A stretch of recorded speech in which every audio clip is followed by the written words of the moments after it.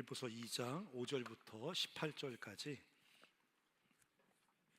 저 한 절씩 교독하겠습니다. 너희 안에 이 마음을 품으라. 곧 그리스도 예수의 마음이니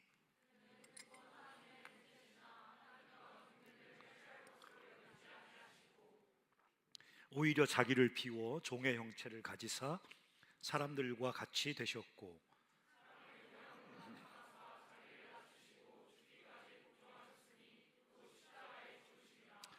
이러므로 하나님이 그를 지극히 높여 모든 이름 위에 뛰어난 이름을 주사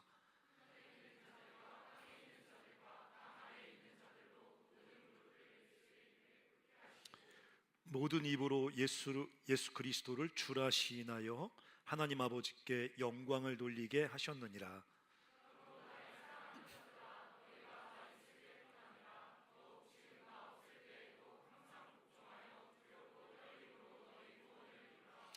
너희 안에서 행하시는 이는 하나님이시니 자기의 기쁘신 뜻을 위하여 너희에게 소원을 두고 행하게 하시나니 이는 너희가 흠이 없고 순전하여 어그러지고 거스르는 세대 가운데서 하나님의 흠없는 자녀로 세상에서 그들 가운데 빛들로 나타나며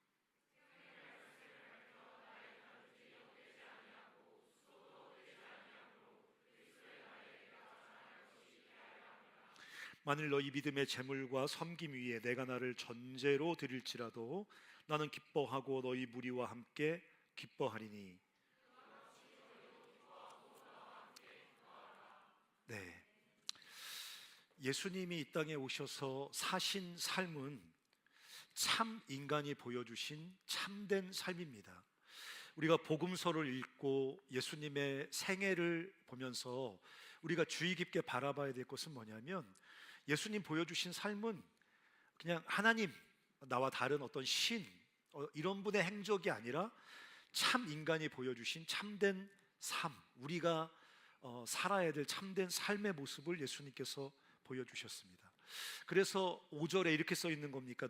이렇게 써 있는 겁니다. 너희 안에 이 마음을 품으라. 곧 그리스도 예수의 마음이니. 이거 좀 줄여주실래요? 네.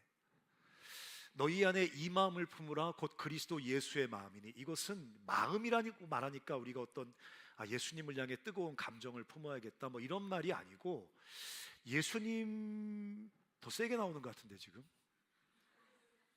네. 풍향을 줄이면 되는데 풍향을. 네.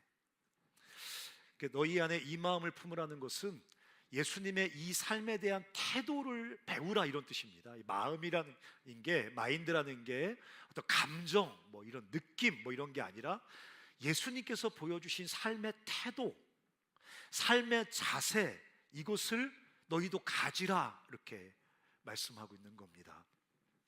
참 인간이신 예수님께서 우리에게 보여주신 참된 삶, 오늘 읽어보면 하나님과 함께 사는 삶, 그리고 영광과 구원에 이르는 그 삶을 너희도 예수님에게서 배워서 그대로 살라 이렇게 말씀하고 있는 겁니다.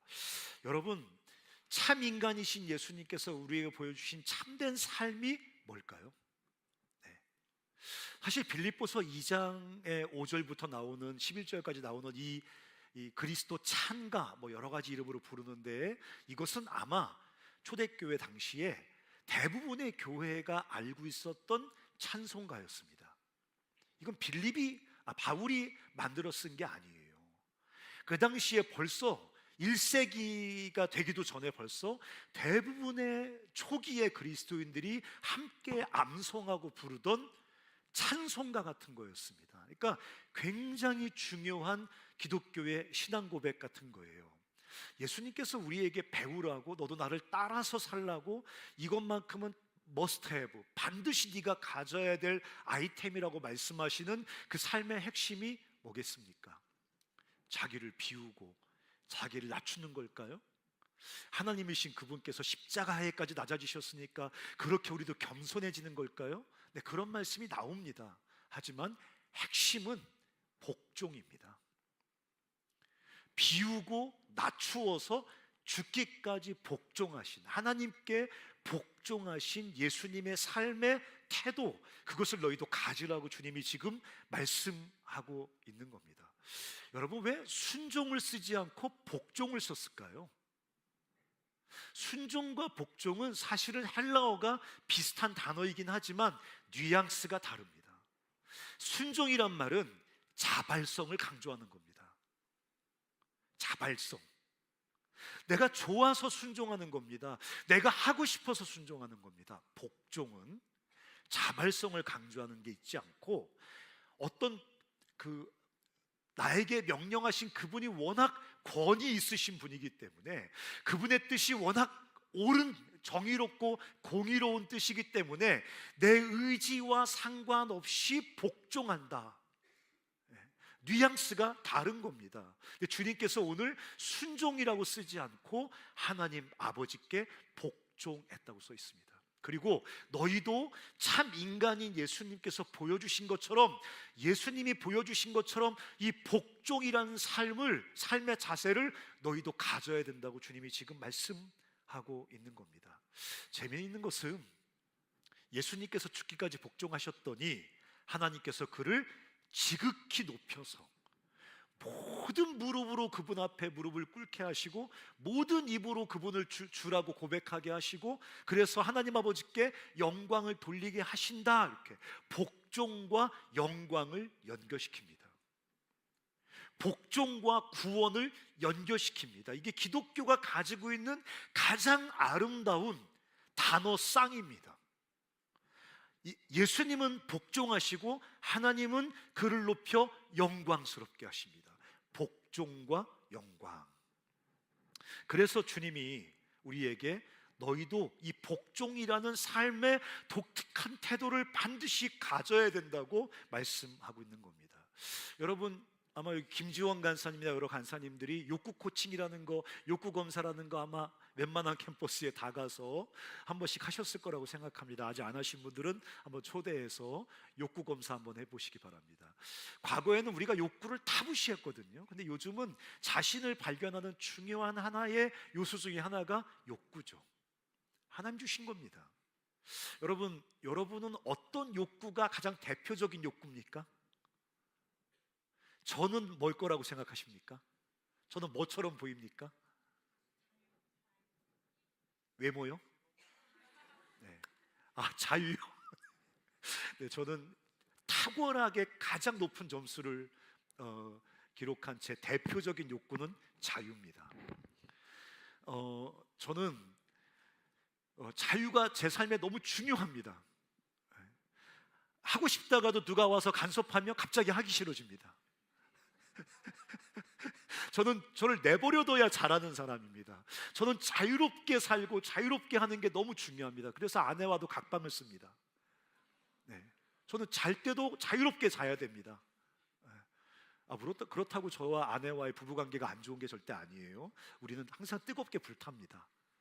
근데 이제 각방을 쓰는 거예요. 그냥 자유가 너무 저에게 소중하고 제 인생을 지금까지 살아오면서 자유가 저에게 너무 중요한 요소였습니다. 하지만 돌이켜보건대 제가 그게 저의 욕구이긴 하지만 제가 정말 평생을 추구했던 거, 그리고 제 삶을 아름답고 거룩하게 형성해 온 진짜 중요한 핵심 가치는 복종입니다. 저는 자유가 핵심 욕구이기 때문에 복종이 너무 어렵습니다. 다른 사람이 주님께 복종하는 것보다 저는 2배의 힘이 들어갑니다. 다른 사람은 아무렇지도 않게 하는 경건한 행동이 저에게는 2배나 힘을 써야만 가능한 행동입니다. 그럼에도 불구하고 주를 알고 이제까지 주님을 섬기며 살아오는 긴 시간 동안 저의 삶을 구원해 가고 저의 삶을 형성해 온 진짜 핵심적인 가치는 복종이었습니다. 그래서 주님이 오늘 12절에 보면 아주 중요한 말씀을 하십니다. 전반부에는 예수님께서 복종하심으로 주님의 영광을 이루었다 말하고 12절에는 또 그 복종을 우리에게 요구하십니다. 한번 읽어볼까요? 12절. 자, 시작.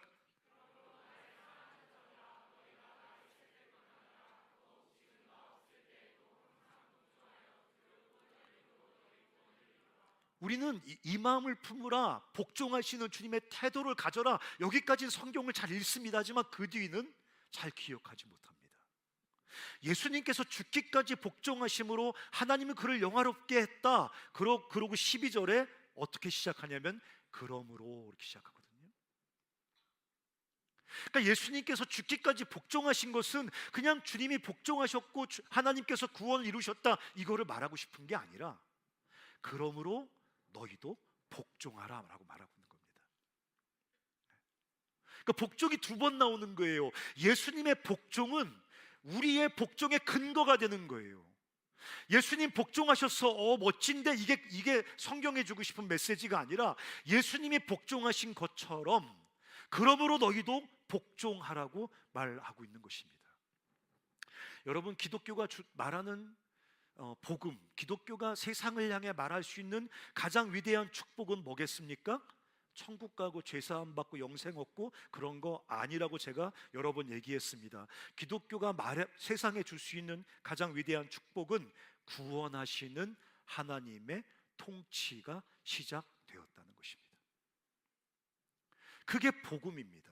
구원하시는 하나님의 통치가 시작되었다. 구원하시는 주님의 통치가 우리 삶 속에 시작이 되었다. 역사 속에 시작이 되었다. 그게 우리에게, 세상에게 기독교가 말하는 가장 위대한 축복입니다. 그래서 성경은 왕이 없으므로 백성들이 각기 소견대로 행하더라, 이 상태를 저주받은 상태로 말합니다. 사사기에 나오는 말씀입니다. 왕이 없으므로 백성들이 각기 하고 싶은 대로 살더라. 왕이 없으므로, 통치자가 없으므로 백성들이 그냥 자유롭게 자기 소견대로 자기 원하는 대로 살더라. 이거를 성경은 저주받은 상태라고 말하고 있다는 것입니다. 그래서 이스라엘 백성들 그 구약 역사는 끊임없이 왕을 향한 기다림입니다. 그것도 참된 왕, 우리를 구원하시도록 통치하시는, 우리를 구원에 이르도록 통치하시는 참된 왕을 향한 기다림, 그게 인간의 역사입니다. 사실은 요즘 자유, 자발, 자율, 이게 대세죠. 그 인간들은 자유와 자율과 자발에 대한 환상을 가지고 있습니다. 날 자유롭게 냅두면, 내가 자발적으로 뭐를 할 수 있으면, 나의 자율에 맡기면 내 인생은 점점 더 좋아지고 마침내 구원에 이르게 될 거야 라고 말하지만 성경은 전혀 다르게 말합니다. 성경은 인간이 죄에 매여서 자유로운 존재가 아니라 죄에 매여서, 심지어 로마서 7장에 보면 죄의 노예로 팔려서 자기도 모르게 죽음으로 끌려가고 있는 존재라고 말합니다. 그래서 여러분 집에 가서 로마서 7장을 한번 읽어보십시오. 로마서 7장은 우리는 죄의 노예야, 우리는 죄의 노예로 팔렸어. 그래서 그 증거가 뭐냐? 우리가 원하는 대로 원하는 것을 하지 않고 도리어 미워하는 것을 하며 산다는 거예요. 이거를 원하는데 이거를 하며 살지 않아요. 이거를 원하는데 오히려 미워하는 거, 하지 않았으면 좋겠는 거, 그걸 함으로 내 삶에 대해서 진절머리가 나는 거, 원하는 것을 행하지 않고 미워하는 것을 행하며 살아간다는 거예요. 그래서 우리에게 뭘 말해주는 겁니까? 네가 자유로운 존재라고. 너는 죄에 팔려 죄의 노예가 된 존재야. 그 뒤에 계속 읽어보면 선을 행하지 않고 악을 행하며 살아간다는 거예요. 선을 행하기 원하는데, 선을 행해야 되겠다고 생각하는데 선을 행하지 않고 도리어 악을 행하고 있다는 거예요. 이게 뭐를 말해주는 겁니까? 우리가 자유로운 존재라고? 아니, 죄에 팔려 죄의 노예가 돼서 죽음을 향해 뚜벅뚜벅 걸어가고 있는 존재라고 성경은 우리에게 그 증거로 제시하고 있는 것입니다. 하나님의 법에 순종하고 싶다고 말하지만 사실은 우리 일상 가운데 죄의 법에 끌려 살아간다는 거예요. 생명의 길을 가지 않고 죽음의 길을 걸어간다는 것입니다. 인간은 죄에 매여 죽음으로 날마다 추락하는 존재라고 성경은 말하고 있는 것입니다. 그래서 참된 왕의 구원하시는 통치만이 우리의 소망입니다. 우리가 자유로운 존재라 우리 스스로 유토피아에 우리 삶을 끌고 갈 수 있는 존재가 아니라 우린 죄에 팔려서 죄의 노예가 되어서 날마다 죽음을 향해 굴러 떨어지고 있는 존재이기 때문에 우리 스스로 그 죄에 매여 죽음으로 추락하고 있는 그 우리의 상태에서 빠져나올 수 없기 때문에 그런 우리를 건지고 구원하시는 하나님의 통치만이 우리 삶의 구원이라는 거예요. 우리 삶의 소망이라는 거예요. 그래서 기독교가 세상을 향해 말하는 겁니다. 구원하시는 하나님의 통치가 시작됐습니다. 낙심하고 절망하는 사람들에게 우리가 말하는 겁니다. 너의 삶을 구원하시는 주님의 통치가 시작됐다.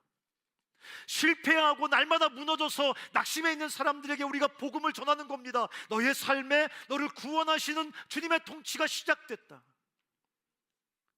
금방 죽어버리고 싶은 만큼 너무 지독한 고난 속에 둘러싸여 있는 사람들에게 말하는 겁니다. 우리가 너의 삶을 구원하시는, 영광스럽게 구원하시는 하나님의 통치가 시작됐다.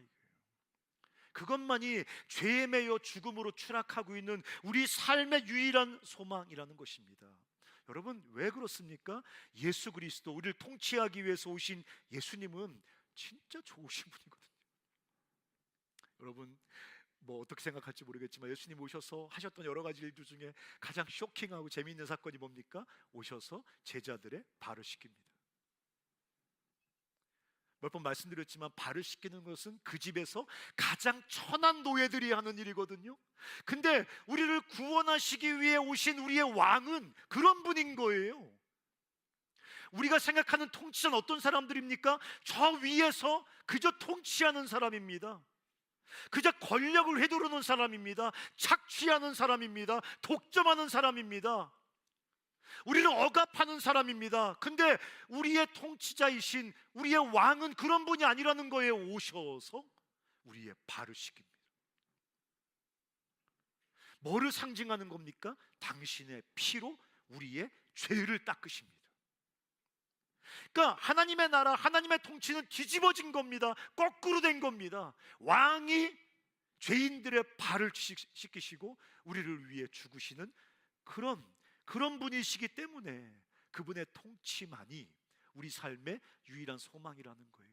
뿐만 아니라 우리가 가지고 있는 모든 연약함과 모든 실패와 모든 결핍과 모든 악을 이기시고 우리 삶을 영광스럽게 구원하시는 분이기 때문에 그분의 통치가 소망인 것입니다. 우리는 쓰러집니다. 우리는 선을 행하고 싶어도 악의 유혹 앞에 무너집니다. 우리는 이 삶을 원하지만 이 유혹 앞에 끌려갑니다. 우리 생명의 길을 걸어가고 싶지만 나도 모르게 죽음의 길로 추락해 굴러 떨어집니다.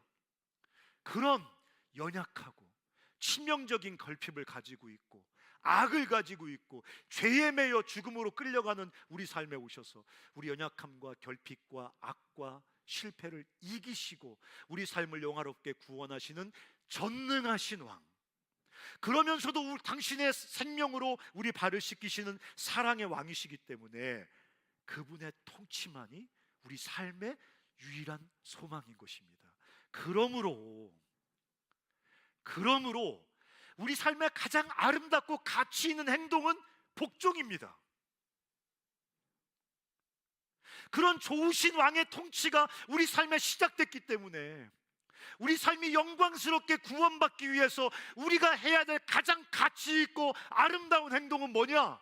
뭐 찬송도 아니고 기도도 아니고 뭐 술 담배 안 하고 욕도 안 하고 경건하게 가운데 길 똑바로 가는 것도 아니고 우리를 구원하시는 하나님의 통치 앞에 복종하는 것, 그것이 우리가 삶에서 뿜어낼 수 있는 가장 가치 있고 아름다운 행동이라는 것입니다. 뭐 성공하고 목표를 성취하고 자기를 관리해서 뭐 어떤 습관을 고치고 다 좋은데 가장 아름답고 위대한 우리의 삶에서 뿜어낼 수 있는 행동은 복종인 것입니다. 그래서 12절에 아까도 읽었지만 이렇게 말하는 겁니다. 그러므로 사랑하는 자들아, 구원하시는 주님의 통치가 시작됐기 때문에 그러므로 나의 사랑하는 자들아, 너희가 항상 복종하라. 여러분 13절 한번 읽어보시겠습니까? 13절 한번 읽어보세요. 좀 복잡하니까 눈 크게 뜨고 천천히 한번 읽어보세요. 시작. 자, 우리 안에서 행하시는 분 누구시라고요? 계속 한번 읽어보세요. 시작. 자기의 기쁘신 뜻은 뭘까요? 우리 안에서 일하시는 그분이, 우리를 향한 그분의 뜻은 뭘까요? 우리를 구원하시는 것입니다. 우리를 영화롭게 하는 것입니다. 우리를 견고하게 하는 것입니다. 우리를 아름답게 하는 것입니다. 우리 삶을 회복시키고 치유해서 똑바로 세우는 것입니다. 영광스럽게 하는 것입니다. 부유롭게 만드는 것입니다. 그게 우리를 향한 하나님의 기쁘신 뜻입니다. 그 기쁘신 뜻을 이루기 위해서 주님이 우리 안에서 행하고 계십니다. 이거를 쉽게 말하면 구원이라고 합니다. 구원은 나중에 천국 가는 게 아닙니다. 오늘 우리 안에서 행하시는 그분이 오늘 우리 삶에 이루고 싶은 그 무엇이 구원입니다. 뭐를 이루고 싶을까요? 대답해 보세요, 여러분. 마음으로. 우리 안에 지금 우리 안에서 행하시는 분, 저 행하시는 분 라는 말이 헬라어로, 이건 익숙할 것 같아 말해주는 거예요. 에네르게오란 말이에요. 에네르게오, 뭐가 생각납니까? 에너지가 생각나죠. 에네르게오에서 에너지가 나온 거예요. 무슨 뜻입니까? 목표를 성취하는 일하심이라는 거예요. 그냥 일하는 게 아니라 일 속에 성취가 포함되어 있는 일하심이에요. 하나님이 내 안에서 에네르게오 하신다. 목표를 성취하시면서 일하신다. 무슨 목표? 그분이 나를 향해 갖고 계신 기쁘신 뜻, 그게 뭔데? 구원. 그럼 오늘 내 삶 속에서 일하시면서 주님이 여러분 삶 가운데 이루시고 싶은 구원은 뭡니까? 대답해 보세요, 여러분. 괴롭히는 겁니까? 마음속에서 끊임없이 죄책감을 쏴대면서 뭐를 해도 죄책감을 느끼게 만드는 겁니까? 엉거주춤하게 만드는 겁니까? 뭘 하고 싶으면 이거 주께서 원하시는 거 아니야? 이거 이거 뭔가 완전하지 않은 것 같은데, 내 안에 자원함이 없는데, 그렇게 엉거주춤하고 그렇게 소극적인 인생을 살게 하는 게 우리 안에서 행하시는 그분의 구원입니까? 그렇지 않습니다, 여러분. 구원은요, 천국으로 완성되는 구원은요, 이 땅에서 이미 영광스럽게 됩니다. 병이 낫습니다. 인격이 똑바로집니다. 말을 잘하게 됩니다. 행복해집니다. 기뻐집니다. 인격적으로 온유해지게 됩니다. 옆에 있는 사람들을 사랑하게 됩니다. 긍정적이 됩니다. 지혜롭게 됩니다. 이게 다 구원의 작은 조각들입니다. 우리 안에서 행하시는 그분이 우리의 삶을 구원하기 위해서 오늘도 내 안에서 에네르게오 하신다는 거예요. 여러분, 예수 믿었다고 천국 갑니까? 네, 맞습니다. 더 정확히 말하면 예수를 믿었기 때문에 천국 가는 거 맞는데, 더 정확히 부연 설명하면 예수가 여러분 안에서 에네르게오 하시기 때문에 천국 가는 겁니다. 에네르게오에서 천국에 들어갈 만한 인간 만들어서 집어넣어 주는 겁니다. 그분의 에네르게오가 나의 약점을 이기는 겁니다. 더럽게 이기적이고 자기밖에 모르는 아주 등신 같은 인생도 주님이 에네르게오 하면 이상하게 변합니다. 이타적인 사람이 됩니다. 다른 사람을 섬기고 사랑하는 사람이 됩니다. 우울증에 찌들어서 밤낮 쉬지 않고 혼자 그냥 굴에 파고 들어가서 죽을 생각만 하는 사람도 주님이 에네르게오 하면 구원을 받습니다. 구원이 이루어집니다. 주님 그 얘기하는 거예요. 너희 안에서 행하시는 이는 하나님이시니 자기의 기쁘신 뜻 구원을 위해서. 근데 어떻게 일하십니까? 너희 안에 소원을 두고 너희가 행하게 합니다. 이게 참, 주님의 은혜는 우리의 행동을 무시하지 않습니다. 주님의 구원하시는 은총은 우리 행위를 값없다고 말하지 않습니다. 내가 구원하니까 너 행동 의미 없어. 내가 구원하니까, 네 안에서 내가 에네르게오 하니까 네가 어떻게 사는 건 아무런 의미가 없어. 그냥 너는 주님이 던지시는 구원을 그냥 입 벌려서 아웅 하고 받아먹으면 돼. 그건 기독교가 아닙니다. 13절 써 있잖아요. 내 안에서 행하시는 이는 하나님이시니, 13절 끝에 너희가 행하라 이렇게 나와 써 있잖아요. 우리에게 소원을 주십니다. 의지, 사실 이 말은 소원이란 말보다는 의지에 가까운 말이거든요. 의지를 주십니다. 내적 성향을 새롭게 형성해 주십니다. 그래서 주님께 복종하여, 주님의 통치에 복종하여 주님의 구원을 이루시는 행동을, 주님의 통치에 복종하는 행동을 우리가 하게끔, 그 바깥에서 보면 지 스스로 노력해서 구원받는 것처럼 보이게끔 사실은 하나님이 내 안에서 다 에네르게오 하는 건데, 그분과 짝을 맞춰서 마치 이렇게 춤을 추듯이 춤을 춰봤어야지 알지. 율동 말고, 아까 왜 홍간사님이, 뚱뚱한 홍간사님이 우리 빼시앙마루 우리 자매랑 같이 이렇게 커플 댄스 했잖아요. 커플 댄스라고 뭐라고 해야 되지? 근데 옛날에 이렇게 브루스라는 거 아세요? 브루스 이렇게 추면 이렇게 둘이 보폭 맞춰서 브루스 추거든요. 똑같아요. 하나님이 내 안에서 구원의 통치를 이루실 때 우리가 그분의 보폭에 맞춰서 그분이 주시는 소원함과 의지를 따라서 우리로 행하게 하심으로 하나님이 구원을 이루신다고 성경은 말하고 있습니다. 여러분, 주님이 구원을 이루신다, 그러므로 우리의 행위는 무의미하다? 주님의 행하심은 우리의 행함과 반응을 촉진시키고, 그래서 그것을 통해 구원을 이루십니다. 우리가 복종했기 때문에 하나님이 구원을 이루시는 게 아니라, 하나님께서 우리 안에 에네르게오, 구원을 이루어 가시기 때문에 우리가 복종할 수 있고 복종해야 합니다. 그 주님이 구원하시는 통치가 시작됐다라고 말씀하시면서 그 뒤에 뭐라고 말하는 거예요? 그러므로 복종하라고 말하는 겁니다. 근데 12절에 어떻게 복종하라고 써 있습니까? 어떻게? 두렵고 떨림으로 복종함으로 너희 삶의 구원을 이루라고, 구원을 완성하라, 구원을 누리라는 거요. 여러분, 왜 두렵고 떨어야 되죠? 무서워서? 아니에요. 주님이 주시는 구원이 너무너무 가치 있고 아름답거든요. 여러분 보세요. 이거 시계요. 이따 군에 가는 우리 누구야? 수영아, 귀마고 수영이 어디 있어? 귀 막고 있어. 이거 싸구려입니다.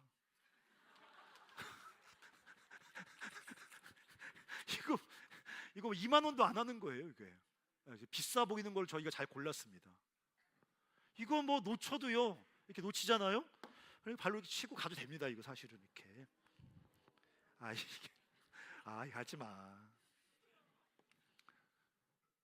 이런 거 떨컸다고 두렵고 떨림으로 이거 떨리면 어떻게, 이렇게 갖고 다니는 사람 없습니다. 근데 진짜 가치 있고 비싼 거는요, 두렵고 떨림으로 다루지 않습니까? 두렵고 떨림으로 복종하여 너희 구원을 이루라. 왜 두렵고 떨어야 되죠? 하나님 무서워서요? 하나님께서 나를 구원 안 하실까 봐요? 그런 게 아닙니다. 하나님이 주시는 영광스러운 구원이 너무너무 아름다운 거예요. 나중에 천국 갔으면 다 알겠죠? 무슨 천국을 가요? 가겠지. 천국은 이 땅에서 우리가 경험하는 구원이 아름답다는 거예요. 내 말은 예수께서 복종하셨을 때 하나님이 그분을 영광스럽게 높이셨던 것처럼, 하나님이 말하는 구원과 영광은 이 땅에서 경험되기 시작하는 겁니다. 그러므로 두렵고 떨림으로 내 안에 계신 주님의 통치에 막 두렵고 떨림으로 복종하는 거예요. 구원을 이루고 싶은 거예요. 하나님께서 주시겠다는 구원을 꼭 붙잡고 싶은 거예요. 그래서 두렵고 떨림으로 복종하여 너희 구원을 이루라고 주님이 말씀하고 있는 겁니다. 복종은 불편하고 음울한 의무가 아니라, 불편하고 우울한 의무가 아니라 우리 안에서 일하시는 주님과 함께 추는 구원의 춤입니다. 그렇게 머릿속에 그림을 확 박아내야 돼요. 복종은 무슨 우울하고 막 음울하고 막 이런 게 아니에요. 우리 인생을 우리 안에서 일하시는 주님과 함께 추는 춤입니다. 복종을 통해 주님은 우리 삶에 당신의 구원, 영광을 이루십니다. 이 땅에서, 물론 천국에서 완성돼. 그렇지만 그 완성인 거지, 이 땅에서 우리의 구원과 우리 삶을 영광스럽게 만드십니다. 그래서 제가 자세히는 아니지만 세 가지 말씀드릴게요. 15절 한번 읽어보세요. 15절 시작.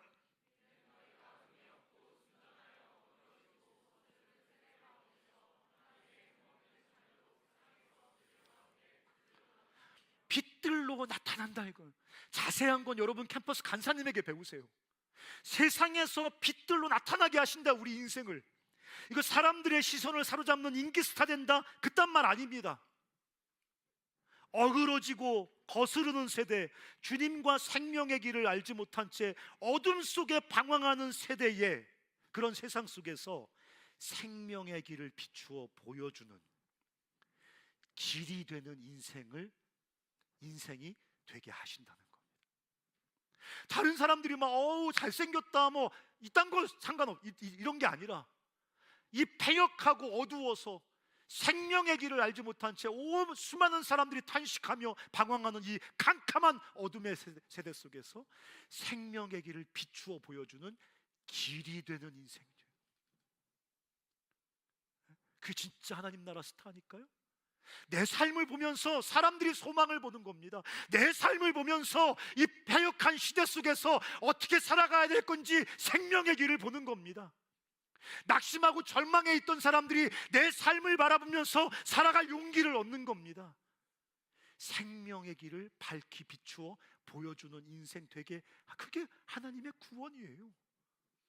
또 16절도 한번 읽어보세요. 16절, 자 시작.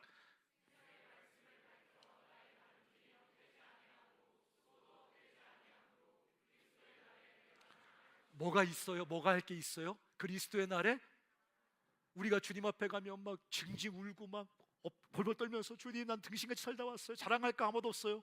성경은 다르게 말하거든요.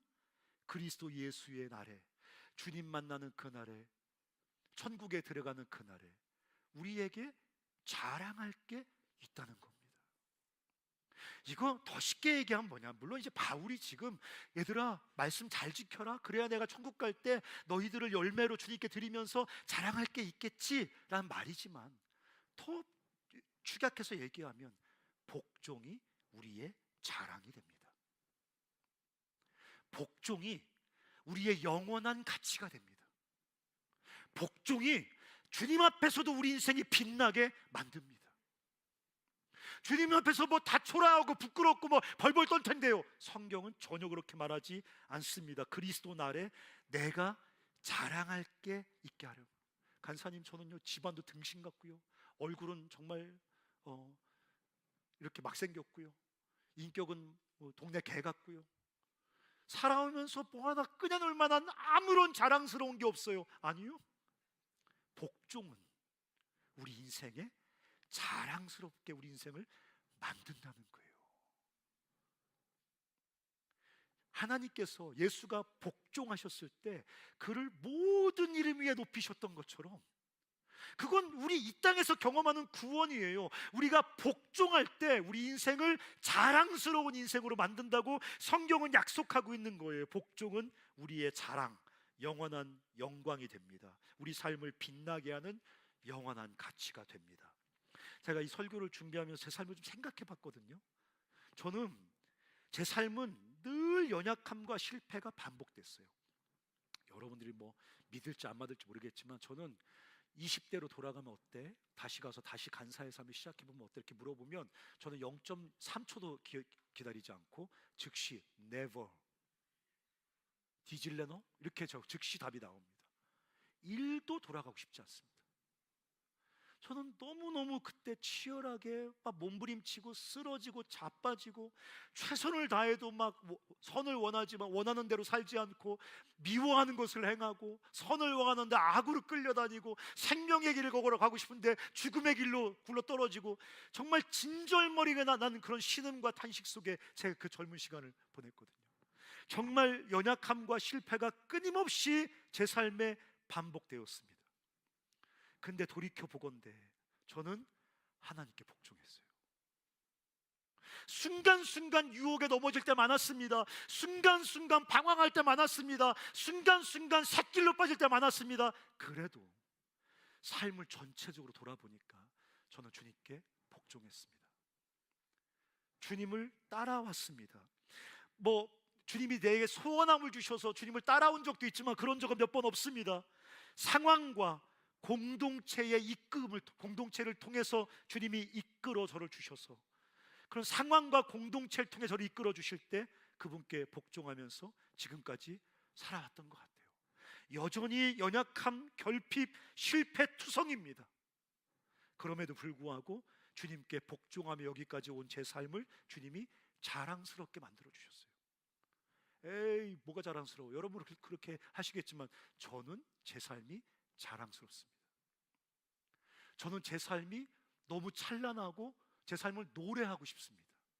그거는 복종, 연약하고 후들거리는 무릎으로 늘 쓰러지고 자빠졌지만 순간순간 공동체와 상황 속에서 나를 이끄시는 주님께 복종하며 살아온 제 삶을 주님이 그렇게 구원해 주셨습니다.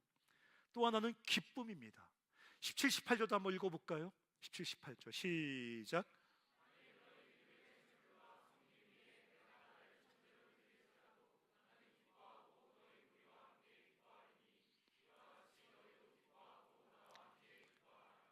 여러분, 바울은 옥에 갇혀 있습니다. 지금 빌립보서 쓸 때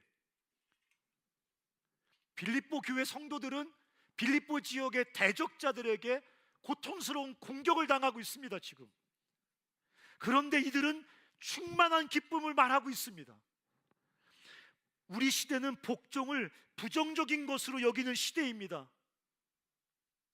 하나님께 복종해, 영적 리더를 통해 말씀하실 때 복종해, 공동체를 통해 주님께 말씀하실 때 복종해, 이걸 굉장히 부정적으로 생각합니다. 그러나 참되고 충만한 기쁨은 복종에 쌓여 있습니다. 복종이라는 포장지로 쌓여 있습니다.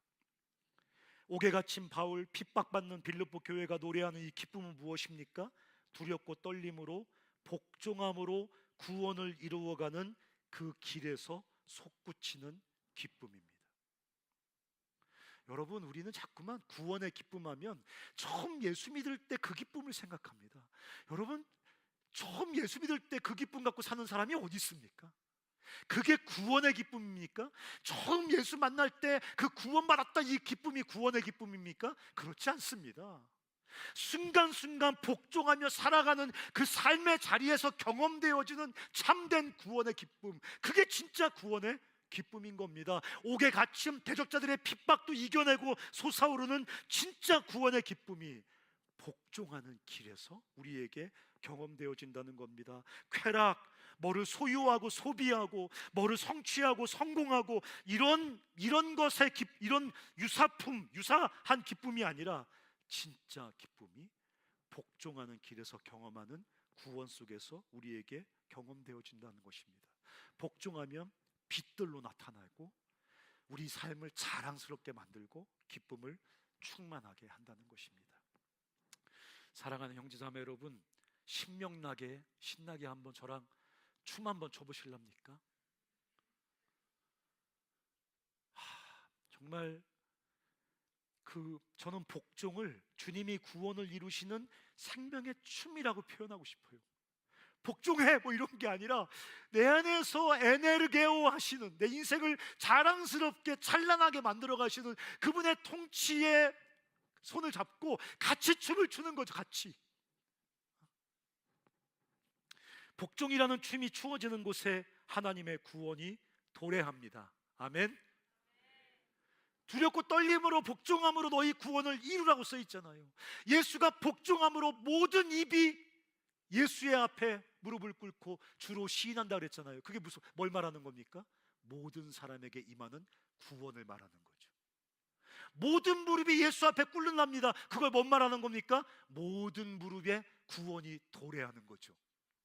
예수가 죽기까지 복종했더니 구원이 도래하기 시작합니다.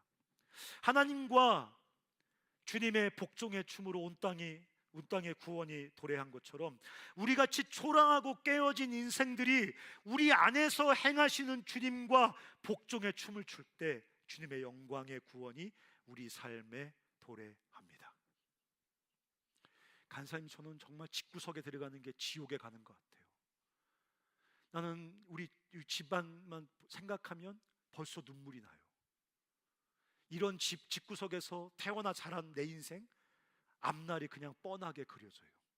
그렇지 않습니다. 우리가 주께 복종할 때 그런 지옥 같은 가정에 구원이 도래합니다. 여기 김미진 간사님 옛날에 밥상 없던 밥상녀 아닙니까? 엄마가 밥상 차려오면 에이 밥상 없고 막 그러던 밥상년대 주께 복종했더니 구원이 임해서 옛날에 엄마 아빠 섬기러 단기 선교 안 가고 가정 선교한다고 돈 모아서 가정에 엄마 아빠 섬기러 가서 엄마 아빠한테 밥 해주고 하니까 엄마가 무서웠답니다. 저한테 얘기해 주셨거든요. 갑자기 애가 변하니까 무섭더라, 뭐 이렇게 말씀하신 적이 있습니다. 우리 같이 초라하고 깨어진 인생들이 복종할 때 우리 안에서 에네르게오 하시는 주님이 우리 삶에 영광스러운 구원을 이루신다. 더 나아가서 우리 같이 부족하고 연약한 사람들이 주님께 복종하는 춤을 시작할 때, 주님께 복종하여 사랑과 거룩의 춤을 시작할 때 우리 삶은 이 땅의 구원을 돌이게 하는 하나님의 도구가 됩니다. 제가 얼마 전에 유튜브 보다가 울었어요. 물론 기독교 개신교 사람이 아니지만 뭐 우리 식구 아닙니까? 캐톨릭의 한 의사였던 이태석 신부가 그 남수단에 가서 그 헌신적으로 사역하다 얼마 전에 대장암으로 40 몇 살에 죽었습니다. 거기 그분이 가서 그 극단적으로 가난한 남수단 지역에 가서 얼마나 헌신했는지, 의대 나온 사람이거든요. 거기 그 제자들이, 거기 의사 제자들 그분의 복음을 전하고 키워서 의사가 돼가지고 자기 스승이신 이태석 신부님 따라서 무료 진료소를 만들어가지고, 남수단의 의사 되면 완전히 인생 엘리베이팅 되는 건데 그 다 포기하고 무료 진료소 만들어가지고 자기 동족의 사람들을 치료하는 그 이태석 그 신부 닮은 거기 남수단 의사들이 그 공동체로 서 있더라고요. 또 그 사람이 세운 학교 가보니까 초등학교 졸업하고 다 공부 못하는데 거기 학교에 와서 아이들이 영어 배우고 막 악기 배우고 하면서 자기 민족을 변화시킬 꿈을 꾸더라고요. 주님의 구원이 도래한 것입니다. 한 사람이 복종했더니 거기 주님의 구원이 도래한 겁니다. 그 영상을 보면서 정말 많이 울었습니다. 제가 보니까 많은 사람들이 감동을 받고 울었더라고요. 주님의 구원이 도래한 것입니다. 제가 그 사람 이야기 읽으면서 결단했습니다. 저도 더 뜨겁게 사랑해야겠다, 더 헌신적으로 희생적으로 사랑해야겠다. 저만 그랬겠습니까? 수많은 사람들이 이렇게 나만을 위해 살아가는 이 죽음의 길에서 일어나서 나도 저 사람처럼 이웃을 섬기며 살아야겠다. 얼마나 많은 사람들이 결단했겠습니까? 주님의 구원이 도래한 것입니다. 우리가 복종할 때 우리 삶에만 아니라 그런 복종하는 우리 삶이 닿는 곳마다 하나님의 구원이 도래한다는 것입니다. 설교를 마치겠습니다. 우리 삶은 연약하고 초라하며 항상 무엇인가 부족합니다. 그렇지만 가장 아름답고 찬란한 꿈, 주께 복종하는 꿈을 꿉시다. 부족하고 소망 없어 보이고 환경도 무덤 같고 아무리 몸부림을 치고 부들부들 떨어도 해결되지 않는 약점 때문에 날마다 쓰러지고 자빠지지만, 그렇지만 가장 아름답고 찬란한 꿈, 주께 복종하여 주와 함께 구원의 춤을 추는 그 꿈을 꿉시다. 대가를 지불해야 하는 기회를 놓치지 말고, 주님께서 내가 죽기까지 복종했다, 그러므로 너희도 복종하라, 대가를 지불하고 복종해야 될 기회를 주님이 주시면 기꺼이 그 기회 놓치지 말고 대가를 지불하고 죽기까지 복종하십시다. 하나님께서 영적 리더들을 통해서, 공동체를 통해서 우리에게 말씀하시고 우리에게 도전해 오실 때 그분 앞에 복종하자고요. 그래서 주님이 우리 삶을 어떻게 영광스럽게 구원해 가시는지 우리가 함께 경험하고 그것을 증언하는 사람들이 됐으면 좋겠습니다.